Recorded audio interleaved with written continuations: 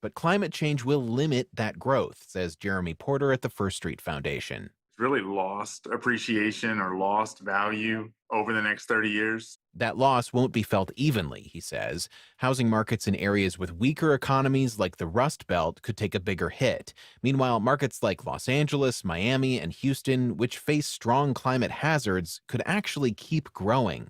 They also have a lot of amenities, and right now those amenities are outweighing the disamenities of climate risk, and people are still moving to those areas.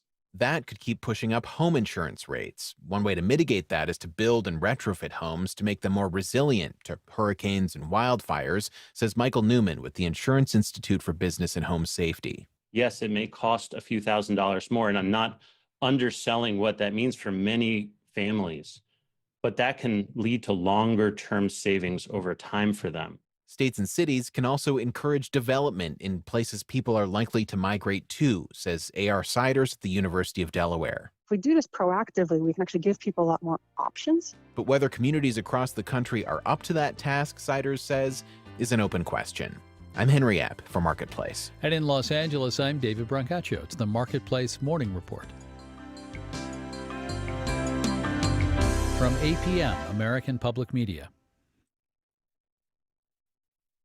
The Florida Star newspaper, serving communities for over 70 years, is dedicated to being your source for delivering thoughtful, factual news. The Florida Star is available at over 200 outlets in Florida and Georgia or at floridastar.com. The North Florida TPO is committed to shaping our transportation future. We're focused on planning, funding, clean fuels, and new technologies for a vibrant, connected community. Learn more at northfloridatpo.com. Baptist Health is a proud supporter of First Coast Connect. Baptist Health, committed to building a healthier community for all of us. More info at 202-4YOU or baptistjax.com. This is WJCT News 89.9 Jacksonville. Up next, national and local news from NPR and the WJCT News team.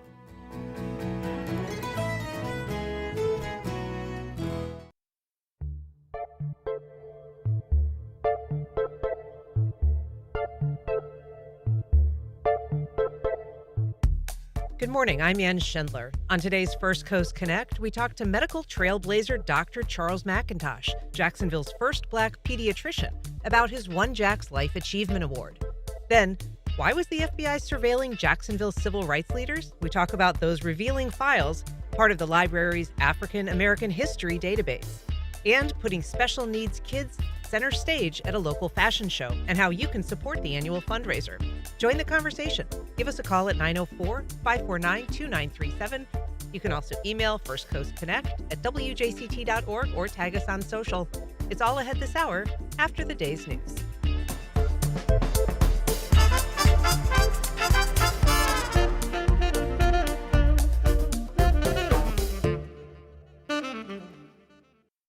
Live from NPR News in Washington, I'm Windsor Johnston. Sources tell NPR that President Trump is preparing to take executive action to make major cuts at the Department of Education. NPR's Corey Turner reports the move is part of a series of sweeping changes the administration is making within federal agencies. Multiple sources not allowed to speak publicly tell NPR the Trump administration is preparing to take executive action to cut and try to close the department. The two-pronged plan is to quickly shrink it from the inside by shedding programs that were not explicitly created by Congress and thus not protected by law. The challenge there is the department itself and most of its signature responsibilities are protected and can only be changed by Congress. This includes administering Title I, which sends extra funding to low-income schools, and IDEA, the civil rights law that safeguards special education. The potential executive action would call on Congress to strip the department of these duties and wind it down. Corey Turner, NPR News. The Trump administration has made deals with Canada and Mexico that hold off on President Trump's threat to impose 25% tariffs against those countries. Trump says the aim is to stem the flow of the deadly drug fentanyl into the U.S. But NPR's Brian Mann found many of the White House statements about fentanyl were either false or greatly exaggerated. President Trump says drug deaths claim up to 300,000 lives in the U.S. every year, and White House Press Secretary Carolyn Leavitt on Friday said tariffs are directly linked to fentanyl from Canada, China, and Mexico that caused tens of millions of American deaths. Both numbers are hugely inflated. Fentanyl deaths occur in the tens of thousands, and fatal overdoses were dropping fast before these trade wars were announced. Also, law enforcement experts agree Canada plays no meaningful role in the U.S. fentanyl crisis. More than 21,000 pounds of fentanyl were seized at the U.S. southern border last year, only 50 pounds at the Canadian border. Brian Mann, NPR News. The Senate has confirmed President Trump's pick to lead the Department of Energy. NPR's Giles Snyder reports the upper chamber voted last night to confirm Christopher Wright. Chris Wright won Senate confirmation on a 59-38 bipartisan vote. 7 Democrats and 1 independent who caucuses with them crossed the aisle to approve Wright's nomination. Wright is an oil and gas company executive who acknowledges that human-caused climate change is real, but he's argued against a reduction in fossil fuels and is expected to lead a shift away from clean energy initiatives. The Senate Finance Committee is expected to vote today on whether to advance the nomination of Robert F. Kennedy Jr. to become the nation's next Secretary of the Department of Health and Human Services. This is NPR News in Washington. You're listening to WJCT News, 89.9 in Jacksonville. Good morning, I'm Stephen Ponson. It's 9:04. After a task force last year called for putting a state Black History Museum in St. Johns County, State Senator Tom Leek filed a bill yesterday that would move the idea forward. The bill would create a board of directors to oversee the museum. That group would work with the Foundation for the Museum of Black History, Inc., a nonprofit organization, to help create the museum. According to the bill, the St. Johns County Commission would also provide staff for the board until planning, design, and engineering are finished. The museum would be on the former site of Florida Memorial College west of St. Augustine. The bill has been filed for the upcoming legislative session that starts March 4th. The Speaker of the Georgia State House wants a statewide student database of disciplinary, mental health, and law enforcement information to help determine which students might commit violence at school. Republican Joe Burns is also pushing for a threat assessment team and a mental health coordinator in each school district, as well as an online portal where students can report threats. Privacy advocates warn a statewide database could be invasive, and they point to findings that it's impossible to predict ahead of time which students might become violent. We've got some fog that we're still dealing with here in Northeast Florida this morning. Once that burns off this afternoon, we'll have highs reaching the upper 70s to lower 80s. More widespread fog is expected to develop again overnight and stick around for the morning drive tomorrow. Support for NPR comes from NPR stations. Other contributors include Eric and Wendy Schmidt through the Schmidt Family Foundation, working toward a healthy, resilient, secure world for all. On the web at theschmidt.org. This is NPR.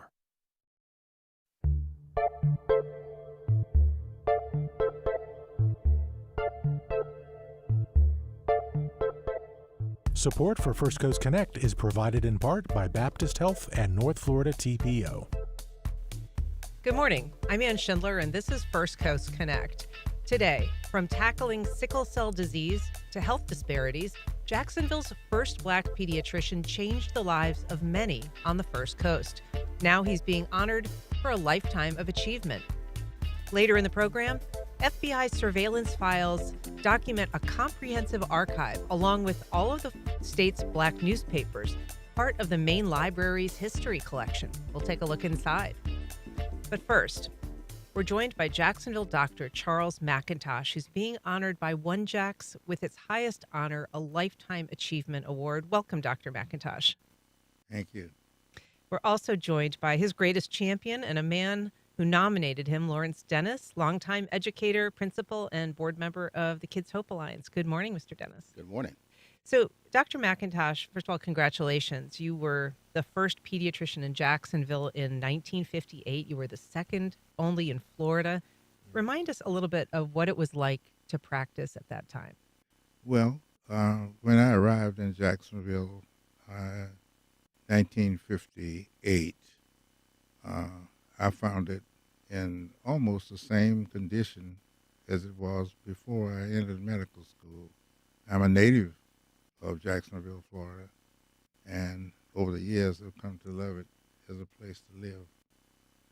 I found Jacksonville with what I would call almost primitive conditions. In the area where I established my office, there were still sandy streets. And in various portions of Jacksonville, there was many areas where they had sandy streets. And some places did not have toilets that were, I would call, even beginning to be modern with water, outdoor toilets. And I found children still having worms, intestinal worms. As a matter of fact, the only child that I've lost in my practice for many years had intestinal worms, obstructive. You don't hear about that now because these conditions have been corrected. Most of the streets are paved with curb. No one has an outdoor toilet within the city limits of Jacksonville, Florida. Those are just some of the things, the conditions that I would hope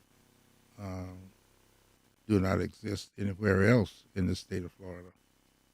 And so you were seeing conditions like that, these, terrible parasites that even took the life of one of your patients at that time. Absolutely. What were some of the other health issues that the children that you saw as their pediatrician were facing? Well, malnutrition, I think, was high on the list of childhood conditions that I saw. We had also, outside of malnutrition, there was a high rate of infections, particularly during the winter months, upper respiratory infections, ear infections. There were children who had various allergic conditions. Asthma was very high on the list, and mostly due to environmental conditions. Remind us a little bit of what those conditions were like. I mean, we know that there were at that time different ways of processing, say, garbage. There were incinerators operating in the city. There were more open air trash dumps. But what were the contributing environmental conditions? These were in connection also with the sandy streets. Very poor city connections as far as disposal of waste, and even the condition of the housing at that time were very poor. Most of the people really owned the property that they were on, but they weren't able to keep it up. So roofs, windows, floors compounded the efficacy of heating in the winter and cooling in the summers. And many of the children suffered because of this. We saw conditions of skin problems. One of the most frequent ones was what we had a condition we call impetigo, where skin sores were a result of improper sanitation, and of course exposure to outside sandy streets, which was the source of the intestinal parasites. If we don't hear about those things now, particularly in metropolis cities, where sanitations are 100%. How difficult was, your practice? Obviously, you were dealing with a population of kids that were more impacted by these kinds of problems than their white counterparts because of segregation. How did that impact just your enthusiasm for the work, the difficulty of doing the job? Well, I saw the need to get involved with the forces that were controlling these conditions, and of course, there were several organizations that you could belong to help the city, the Department of Health, do that. Aside from that, I was approached by a friend of mine to join the Boy Scouts of America, and that was one of my first volunteer organizations that I found very interesting.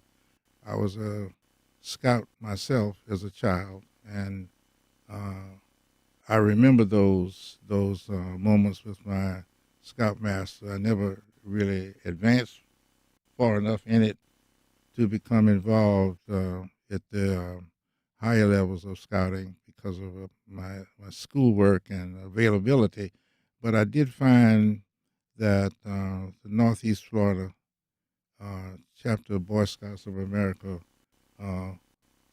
was able to help, and I was able to join the church groups in Boy Scouting, and I found that a lot of fun as well. I was educated as much as the children because of my counterparts at the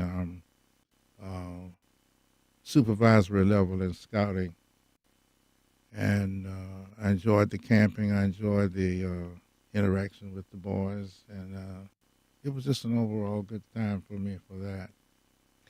Dr. McIntosh, you're 97 now?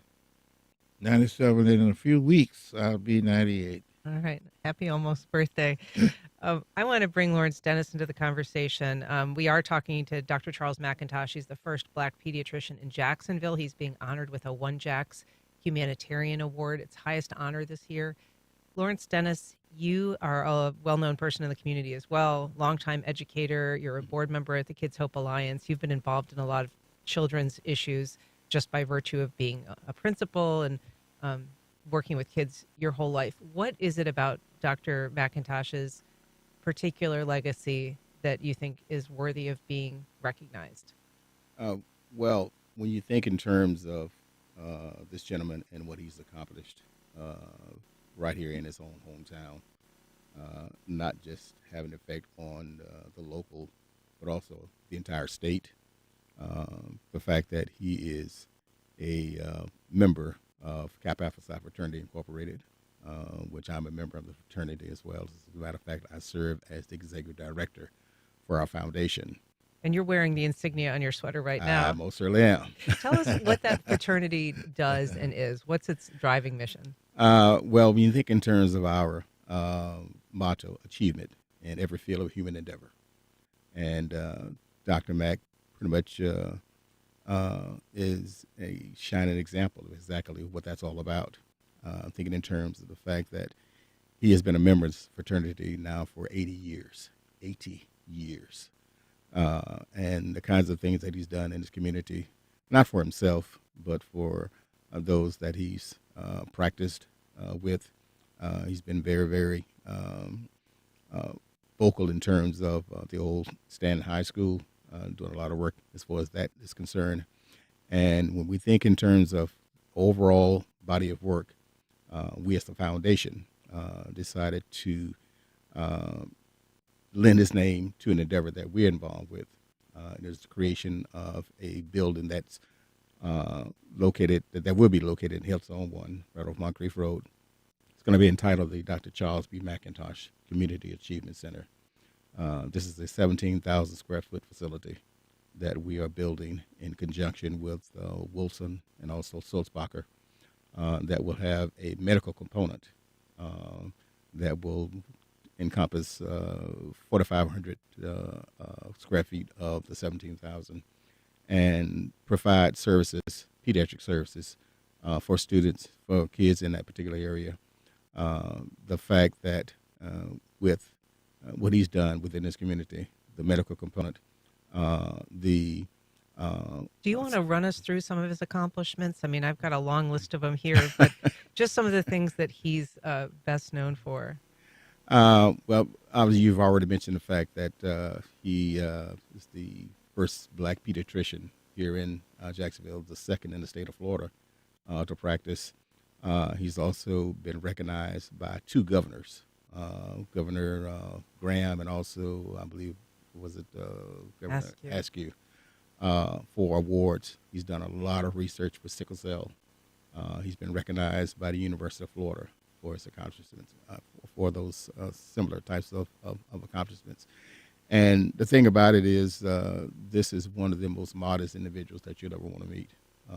When you begin to think and talk about his accomplishments within his community, he didn't have to say it; people will say it for him, and that's something that we really do admire.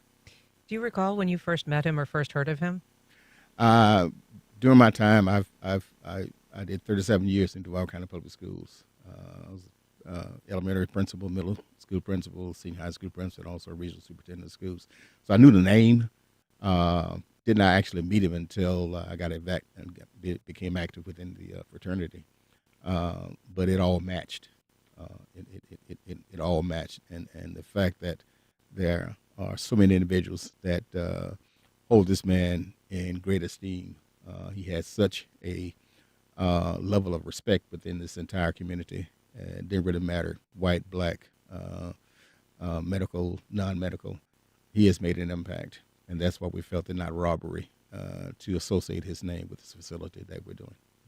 I understand, Dr. McIntosh, that your practice is actually, it's a building now that remains on A. Philip Randolph, kind of along that main corridor of the east side was your medical practice. Am I correct in understanding that you actually took care of, on one occasion, the Reverend Dr. Martin Luther King? Yes, I did. Can you tell us a little bit about that? Well, this was during his tour in St. Augustine in the early 1960s, and in conjunction with the Jacksonville branch NAACP, they were doing their work against discrimination, segregation, and affairs of St. Augustine in that area. And he got sick one morning, and the president of our NAACP here, Mr. Rutledge Pearson, was in St. Augustine, happened to be in St. Augustine at that time, and they thought that he would better off by seeing a doctor in Jacksonville rather than a doctor in St. Augustine. So they brought him over to the office. They got there about 10 o'clock. I was in the throes of looking after my patients. And, of course, I was surprised. They didn't call me before they were on the way because they knew where I was. So, when he got there, I could see he was just tired. He had and I hope that I'm not transgressing this family, but there was a urinary tract infection that was fueling the whole thing. And we treated it and told him to get some rest, stop marching and stop fighting for at least a week.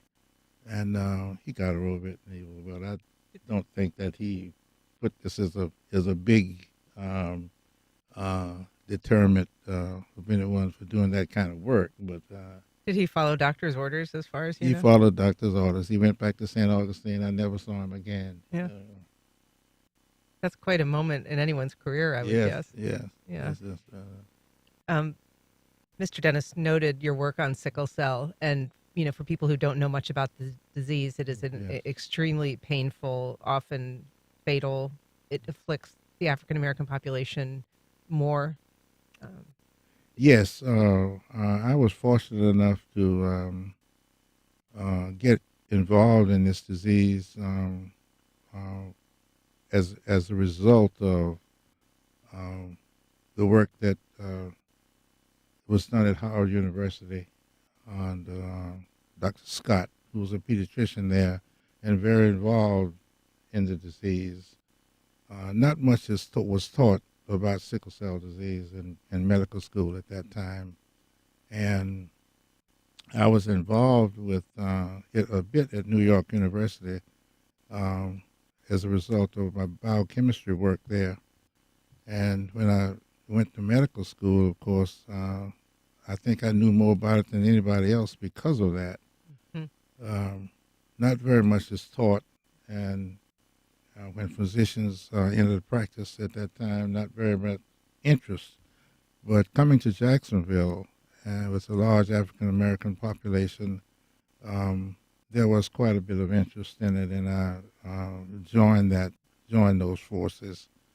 And we established in Tampa for the first time the State Sickle Cell Disease Association, which was one of the first of its kind in the nation.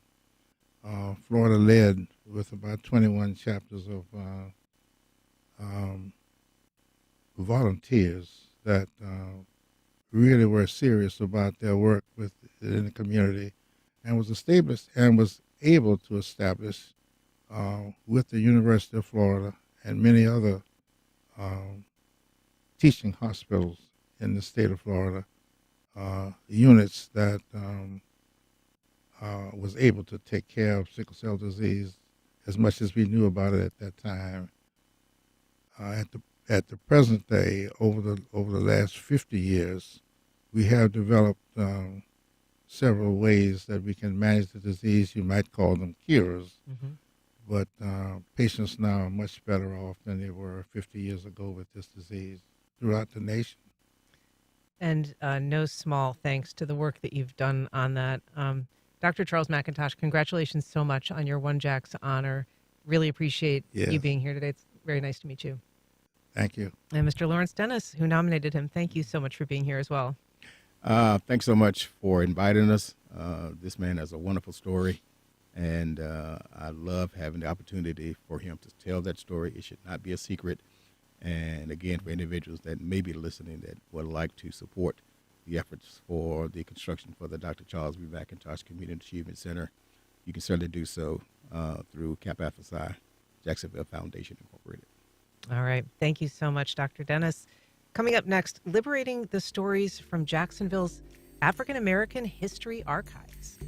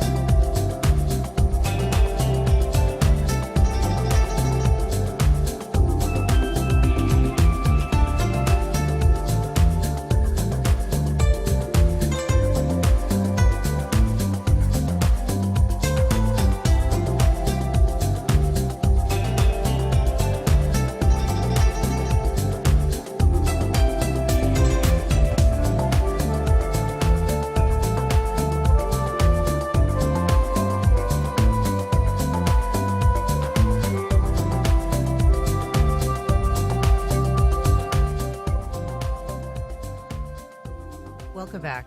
We're here to discuss a library collection that's especially meaningful this month during Black History Month is Imani Phillips. She's the historian of the African American History Collection at Jacksonville's main library. Good morning, Imani. Oh, good morning. How's it going today? Great. Thank you for being here.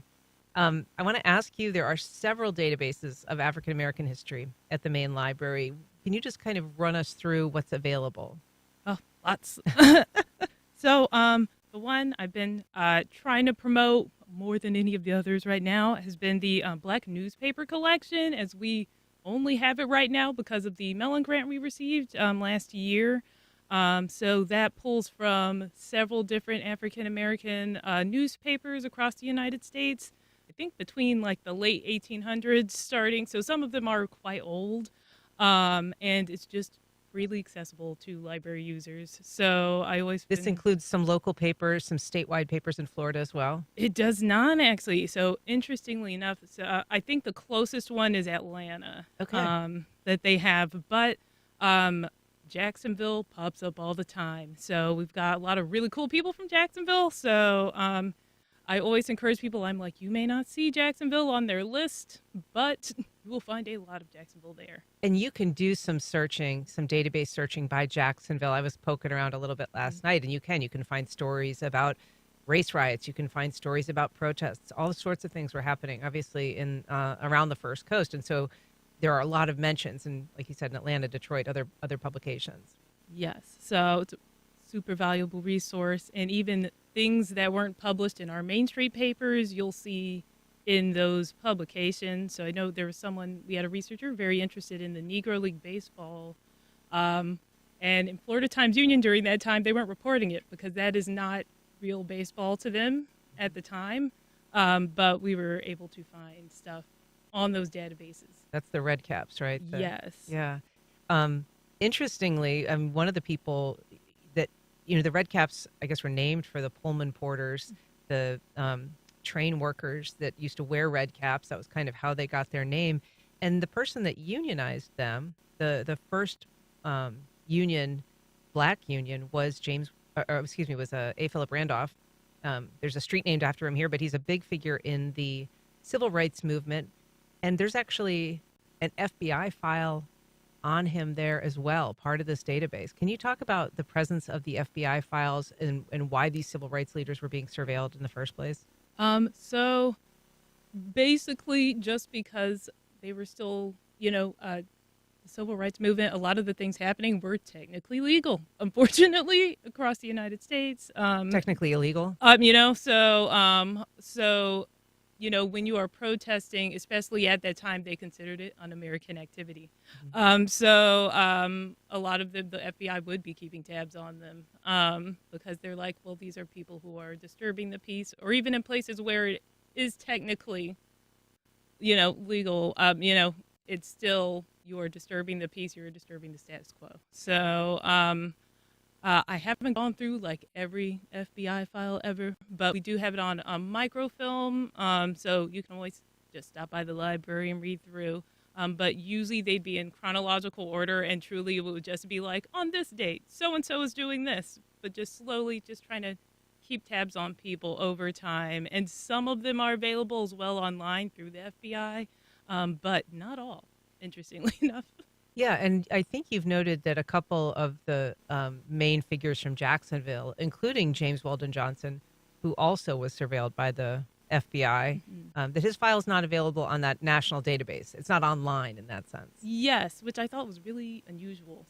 But I usually always do a check just in case, because sometimes we get researchers from out of state or somewhere. So I'm like, okay, let me see if I can make your life easier before you drive here to go through microfilm or something.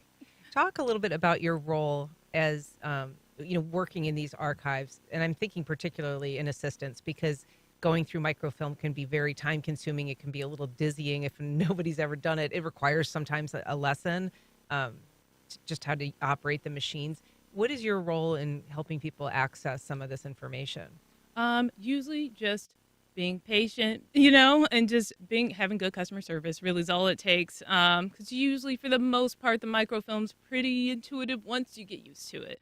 And making sure too, as they research, that they are looking at things like dates and names of specific people, because that is going to save you a lot of time. Because we do have some indexes for some of our microfilm collections, but not for all. So having a date can save you hours and hours of searching. Are you able to do some legwork on the front end or the back end too, to help people if they're, some people come in, like you say, from out of town, they're looking for information, and it may or may not be there. Are you able to be a resource for them in that way too? Yes. So you can always call ahead of time or send us an email, and usually we're able to at least pull some items ahead of time just to save time. Or, recommend sources or see if we have the sources you need. If not, sometimes we'll just recommend another place that may have them as well. Sometimes I love to think we have everything, but we don't. But, if something, is related to the beaches or something and we don't have it, I'd just be like, you may want to ask the Beaches Museum, or another resource in the city as well, because they may also have something too. Have you personally found any real treasures that you've enjoyed finding or been surprised to find in the research that you've done? Yes. Oh, and a lot of it has actually come more from our researchers than anything I've looked through, which has been amazing to see the amount of knowledge just people in the city have, which is incredibly humbling. Sometimes you'll just get a question and you're like, we had a what? Where? And then you're able to, even as simple as a obituary search, but just like learning about someone's family member you've never heard of, and you're like, oh my gosh, they were in local politics and did all of this, and that's just our city being really amazing. So I think that has been probably one of the most rewarding things about the job, and just being able to learn about neighborhoods I may have not known existed, or or just anything like that. Really, I think is amazing. So I do think that, A. Philip Randolph is a great example of that. A lot of people know the name because of the street, but not necessarily that he, for instance, organized the March on Washington, where Martin Luther King gave his I Have a Dream speech, or that he really led an anti-draft protest, not because they were opposed to the war, but because it was a segregated service. And they said that they didn't want to be participating in a Jim Crow draft, which I think is is a story that doesn't often get told about kind of the nature of his opposition to some of the established institutions. yes. So it is and there is quite a bit written on him. I wish there was more. I wish there was more written about everybody. So I always, encourage anyone who's researching, and we have had some people where, they are able to present later on about their topic after coming to the library, which is incredible. Or, if we find out they're writing a book, I'm like, let us know when the book comes out. We'd love to add it to the collection if it's about local history, because that's, something we really want to make sure people have access to. And you point out there's a lot of great historians in Jacksonville, some professionals, some sort of amateur, but incredibly knowledgeable. Do you find that you're sort of seeing the same usual suspects coming in there, or are you seeing new people coming to explore some of the content that just haven't really explored the library before? A mix of both. So we do have some our regulars that we see pretty often, and then we do have people that just happen to wander up at the library and just end up going on tangents, researching things, and that can be, I've helped someone as, an elementary school student to high school students to, someone who just wants to know what was happening in Jacksonville on my birthday. So the range is quite wide on who you can be helping, which I think is very exciting. We're talking about the African American history collection at the main library in Jacksonville. If you'd like to join our conversation, you can call us at 904-549-2937 or email us. We've got a call from Nancy in Atlantic Beach. Good morning, Nancy. Go ahead. Good morning, and thank you for taking my call. The Most Gorgeous Poetry by Nikki Giovanni. Anyone who wants to do research, go to the library and look up the poem entitled Rosa Parks. She does not come in till the end of the poem. It is all about the Pullman porters and the work that they did undercover to help with Emmett Till and other things that happened, including the organizing that they did in secret. It is a gorgeous, gorgeous poem, and I hope somebody decides to do some research on it and look it up. Nikki Giovanni, The Rosa Parks. It's in the SALT project, if anyone is interested in that too. Thank you very much. Fascinating. Thank you, Nancy. What a great tip for Black History Month to look up that poem. So I just ask you, Imani, if people want to get involved or if they have something that they think the library might be interested in historically, what do you urge them? What would you advise them to do? You can just contact us or stop by. We love taking donations. So a lot of things you do want to make sure that items have we have to make sure it is searchable. So having names written on the back of a photo, having a vague year or range of years helps us a lot. And it helps researchers a lot kind of find what is this, where was this, image taken, what's going on. because that is not something we're always able to find. If I just see a picture, black and white picture of random people, I'm like, I don't know how this is going to help someone. Right. But we're always happy to take donations, and usually and even in the memory lab, sometimes we'll see people, digitizing something, and I'll just be like, oh my gosh, that's a picture of the landing full of people. Can we add this to the collection? And, and they'll be like, sure, whatever. Right. Well, it's excellent advice. Amani Phillips, thank you so much for being here. Really appreciate it. Thank you so much, Anne. All right. Coming up, from brine to sauerkraut, a pickle-centric store relishes in fermented foods.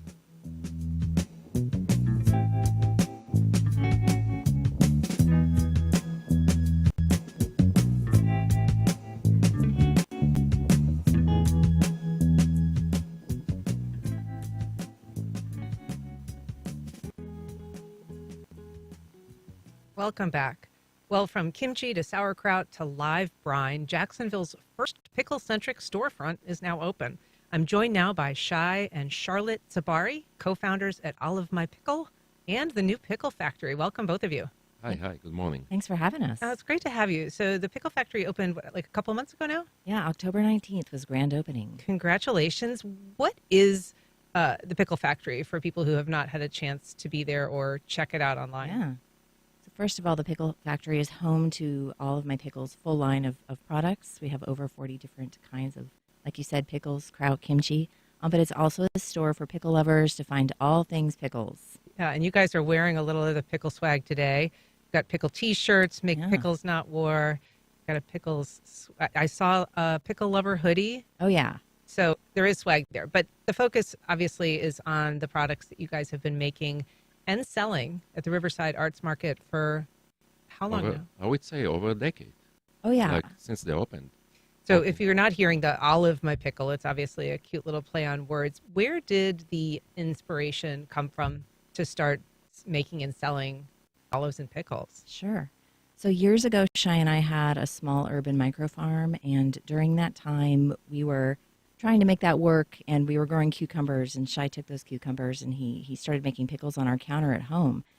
And then we were like, these are pretty good, and we shared them with friends and put them on the farm stand. And we realized soon enough that being small farmers was not our calling, but that maybe the pickles were. So we were tapped into farmers markets already. So we're like, why don't we make the pickles the business? So that was the beginning. Did you continue to grow your own cucumbers to make the pickles? No. We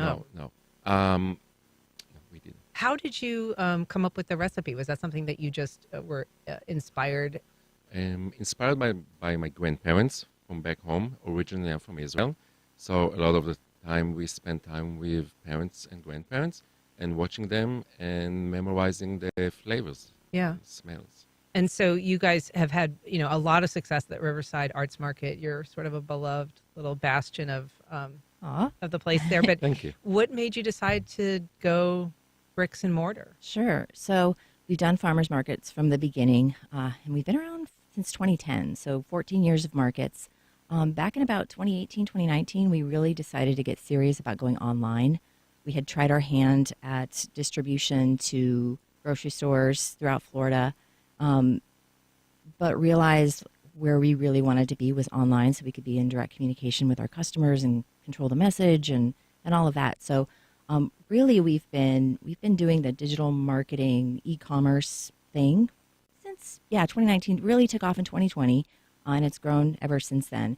So we started at farmers markets, and we kept that thread, layered in the e-commerce, and then 2 months ago, or really last year, our landlord at the property where we have our commercial kitchen and our warehouse that we've been calling the Pickle Factory for years, because it truly is one. He told us that the storefront was available, and we were like, we want it. We didn't realize at that time what the Pickle Factory was going to be, but over the course of the 6 months of the build out, it took shape to be what it is today, which is a pickle superstore. And it is super kind of retro, very bright, really funky colors. It is a experience visually. Yeah, we wanted it to be super fun and kid friendly too. For all ages, just to walk in and kind of feel like a vintage 1965 grocery store, but also totally kind of new and contemporary at the same time. I understand, though, that you were skeptical at some point about whether you actually wanted to be shopkeepers, so to speak. Yeah. Yeah. So how did you come around to that? Why were you resistant in the first place? I would say that beside the online and the farmers market, feels like we're missing one piece, and the piece was a storefront. So we want to have it available for everyone to come 7 days a week. Yeah. And having the storefront, it's like welcoming the community. But it's a whole different gig, right? It's a very different responsibility to be there available. Yeah. I think also just our focus was e-commerce for really the past 5-6 years, like super focused on getting good at that. We started and didn't know what we were doing. So at the beginning of the learning curve, and it felt like a lot to also, okay, let's go learn brick and mortar retailer and be merchants. So I think that was where sort of the reluctance to be shopkeepers came from. But really we've passed through, I think, that initial learning curve on the e-commerce, that the OMP business online is great. And now it's like, okay, what else is out there? Let's try retail. Yeah. What's next? Yeah. And so this happens to come at a moment when a lot of people are talking about, gut health and the microbiome. And as it happens, fermented foods are part of that wellness, message. So how deliberate is that? Just a happy accident that it sort of came together? Total happy accident. Shai started making his grandmother's pickles on our kitchen counter because he was homesick. He had no idea that what he was doing is lactic acid fermentation. It creates probiotics in its process that is really good for the microbiome, that happens to be like the cutting edge of like medical science right now. So it total like happy accident, like you said. Yes. What does fermentation bring? And how is that different than what we think of as just a classic pickle? Sure. So the big difference is the process. Fermentation uses saltwater brine as the preserving agent, whereas pickling uses vinegar, sugar, heat canning, pasteurization. Fermentation is how our ancestors made and preserved their food for thousands of years before refrigerators were around.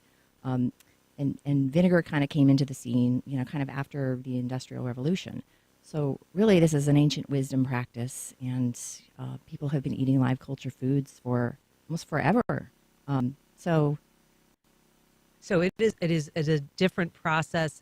It, I guess, produces somewhat different flavors as well, as opposed to like a traditional pickle. Yeah, you're still going to bite into it and know that it's a pickle, and that comes down to the acid.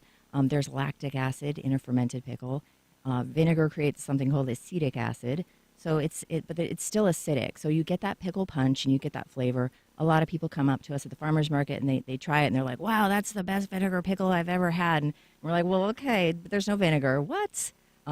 Yes, saltwater brine process. So you still definitely know that you're eating a pickle, but what's interesting about fermented foods is it's a little bit of a mellower pickle, number one, but there's a deeper complexity to the flavor because you're not just getting straight acid. You're getting all of that almost umami flavor on top of the lactic acid. And the best part of the pickles are the pickle juice, drinking the juice. It's so healthy. Well, one thing I thought was so interesting is you guys sell all these different kinds of live brine, which I've never even heard of before. So what is that? Why are people buying it? What do they use it for?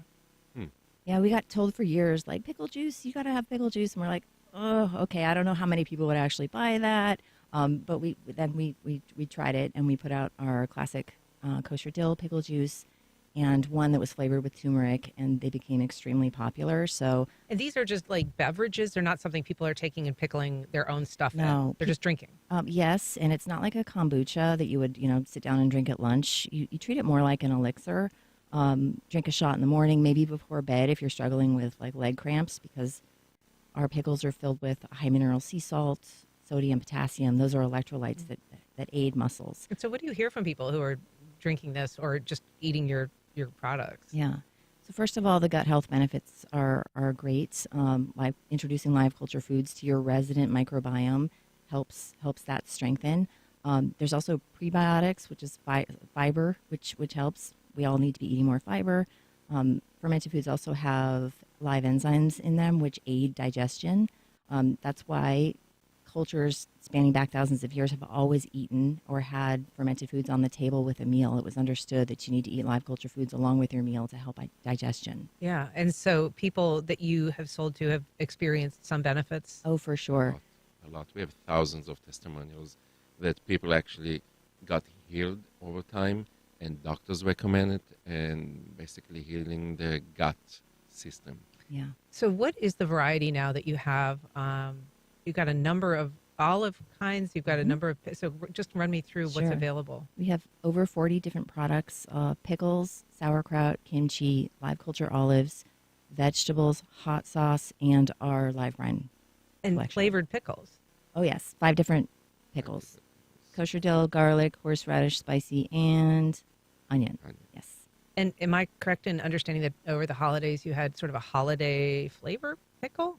We do seasonal releases. We stick to sauerkraut there. We had an apple pie sauerkraut and a Thanksgiving sauerkraut. Yeah. Okay. And we have a new one coming up in a couple months. But these are serious endeavors. They're not kind of novelty only. There are things we would not probably sell 365 days a year. There may be less demand for them because they are a little more niche, like apple pie sauerkraut. But I don't know. We had a lot of good feedback on that. It might make its way into the line. And then, I mean, obviously we mentioned you guys are wearing these T-shirts. There's a lot of other items for sale there, pickle related. Where in the world does that all come from? I'm surprised there's such a robust pickle Yes, there's a lot. clothing market. Yeah.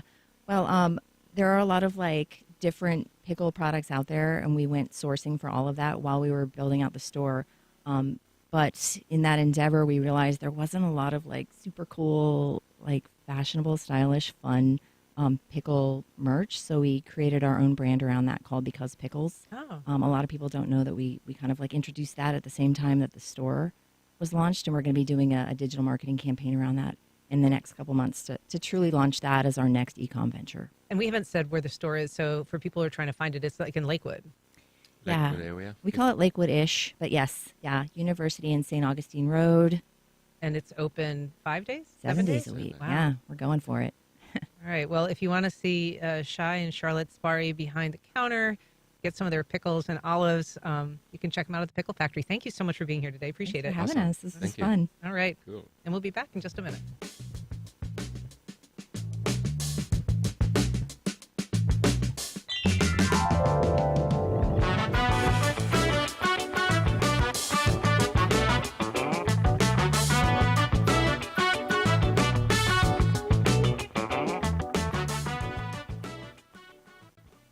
The Jacksonville Symphony presents Violins of Hope, a concert experience played on string instruments rescued and restored from the Holocaust, each carrying a unique story, with dozens on display before the concert, February 15th.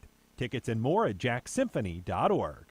The Jacksonville Music Experience presents psychedelic rock band Levitation Room, performing live on the WJCT soundstage on Saturday, March 29th at 7 p.m. Tickets and more information at jacksmusic.org/. An octopus has more than one brain. They can recognize individuals outside of their own species. They are also eaten by humans around the world. In Spain, a proposed octopus farm claims it could raise 1 million animals a year for food. That's sparking protests and possible bans even here in the United States. Animal intelligence, human sustenance, and the debate over octopus farming. That's on the next On Point. Today at 11 on WJCT News 89.9.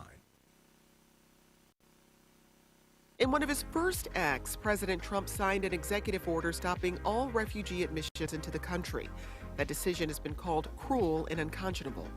Next time on 1A, we hear how this America First policy has crushed the hopes for tens of thousands facing persecution, including those the president promised he'd protect. Today, starting at 10 on WJCT News 89.9.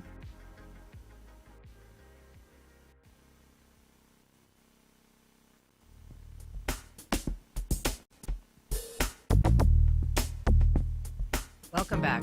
Well, it's a 13-year tradition that puts special needs kids center stage. Here to tell us about the annual Heart of the Runway event is Emily Knight-Smith, Director of Advancement for the North Florida School of Special Education. Good morning, Emily. Good morning. Thank you for having us. Thank you for being here. We're also joined by Kristen Ramika, a student mom and a Heart of the Runway model. Good morning, Kristen. Good morning. So, Kristen, we were just talking. You have a son who is a former student at the North Florida School of Special Education? He is a current student. Current student. Yes. He is sort of out of high school and transitioning into some vocational opportunities. Yes, but he did start there at 6. Okay. So we have been there for 14 years. What is it that the school provided for you as a mom and for your son as a student? Oh gosh, that it provided a dream place, one that I had been wanting for my son, make a community, a huge sense of community, a place where he could go and he could learn and he could have friends and could have relationship, and he had his therapies there. It was just the perfect place, but the biggest thing I got was a sense of security as a mother. Like, I know I'm sending my son to somewhere that's an amazing place every day where he's going to get all of his needs met. And that was just so appealing. After I had been dealing with other schools, other situations, to have stumbled upon this like really hidden gem of Jacksonville, and I have never left. I mean, it sounds pretty life-changing. It was incredibly life-changing. The level of stress I went through as a mom before then, to get to where I am now, I don't stress anymore. He himself has just grown and flourished. And I was talking to Emily about this out there. I was like, I just go and love to like sit at the school and watch these children, the relationships they have, not with just each other, but the teachers, the love that's there, the sense of community and environment, and everybody's there for you. Yeah. Emily, for people who aren't familiar with the North Florida School of Special Education, these are for students with intellectual and developmental disabilities. Yes, our students have intellectual and developmental differences. We range from students with autism, Down syndrome, and other exceptionalities. Yeah. We have 230 academic-aged students, 100 postgrads. Wow. And the postgrad, we alluded to, I mean, there's vocational opportunities, including a farm that you guys began called Very Good Farms. Can you Yes. tell us a little bit about it? Because it really is a fascinating little urban endeavor. It is. Very Good Farms. It's a vocational site for our postgrads. So we've got students that are part of every aspect of the garden, from seeding to planting, harvesting, packaging. We make teas. We have a really popular butterfly mariposa tea. So it's this beautiful blue flower that our students dehydrate and then package, and it steeps. It makes a beautiful, beautiful purple tea. What is important about having vocational opportunities? What is important, like what's valuable either to the students or to the people who they provide services to? So our main goal is always to make sure that our students have meaningful employment and that they're able to become as independent as possible. Yeah. That's the ultimate goal. And we have Very Good Farms on campus. We have 5 micro enterprises. So we call them like small businesses with heart. We've got Very Good Farms, Very Good Blooms, Bark and Biscuits, Art with Soul, and Very Good Farms Culinary as well, and about 25 business partners actually where our students go off campus to learn and continue their vocational skills. One of the programs that you work with is this Therapeutic Equestrian Center, the Dolores Barr Weaver Center. And it's interesting, I mean, you offer horseback riding, but also a bunch of opportunities for kids to do things not on horseback that provide training, but also development some social skills really with animals. Yes, absolutely. We have something called Project Saddle, which is an additional vocational program. But then we just recently started a new reading program called Horse-Powered Reading. And so it's equine assisted reading classes, and it has proven to really help our students maybe while they're reading to stem less if they have autism, and just really remove the anxiety that a lot of our kids have with reading. Because horses, I was not a horse girl growing up, but now being around them, I absolutely am one. They have just the magical ability to really calm you. Yeah, they kind of whisper back, right? Well, They so do. Kristen, you are a model in this upcoming fundraiser.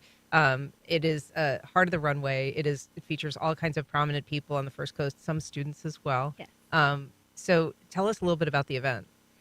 Oh, it is a beautiful event. It has gone, how many years now, Emily? I think it's 13. 13. So I remember it was at Linda Cunningham Studios at her studios in San Marco in the beginning, and it was just a magical time. Like everything the school does, they don't do anything by halves. So it's a time to come out. You get to see the grounds. It really features the school, so you get to see it, and you just get to be there. I mean, normally where else do you get to go and like see the grounds of a school like this? And you get to see what the children get to enjoy every day. And it really just helps you get the vision of the school, but it also get to do fun while you're at it. Yeah. You get some fashion, you get some drinks, more d'oeuvres. It's a good time. Yeah. So just briefly, Emily, this is on the 13th, the heart of the Yes. of Runway. Okay. It's from 6 to 9 at the Dolores Bar Weaver Therapeutic Equestrian Center, which is amazing. It's under our riding arena, and so you'll get to really see it transform from a place that provides therapeutic riding lessons and Special Olympics equestrian, and we roll out this turf, and we bring in an elevated runway, so it completely transforms. It's we partner with Linda Cunningham, Dillard's. Is there a Night to place Shine. online people could just quick find information? Absolutely. NorthFloridaSchool.org. All right. Emily Knightsmith, Kristen Ramika, thank you so much for being here. Appreciate it. Thank you. All right. I'm Ann Schindler. You've been listening to First Coast Connect on WJCT News 89.9.